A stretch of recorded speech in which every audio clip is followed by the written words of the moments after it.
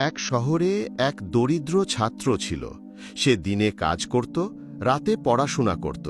টাকা পয়সা ছিল না, কিন্তু স্বপ্ন ছিল বড় মানুষ হওয়ার।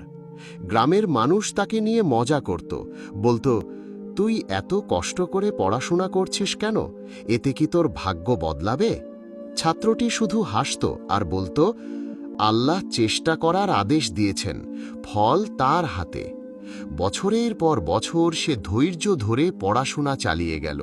একদিন সুযোগ এলো, এক প্রতিযোগিতায় অংশ নিল। সবার অবাক করে দিয়ে সে প্রথম স্থান অর্জন করল।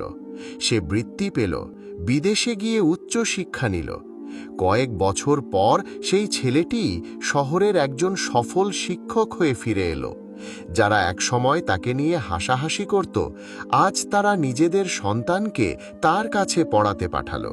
সে হাসি মুখে বলল, তখন তোমরা আমাকে অবহেলা করেছিলে, কিন্তু আমি হতাশ হইনি, কারণ আমি জানতাম আল্লাহ চেষ্টা বিফল করেন না।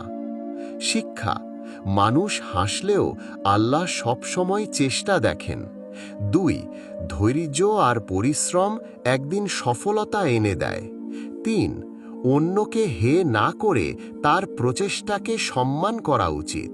বন্ধুরা, গল্পটা ভালো লেগে থাকলে লাইক দিন আর সাবস্ক্রাইব করুন নতুন গল্প পেতে।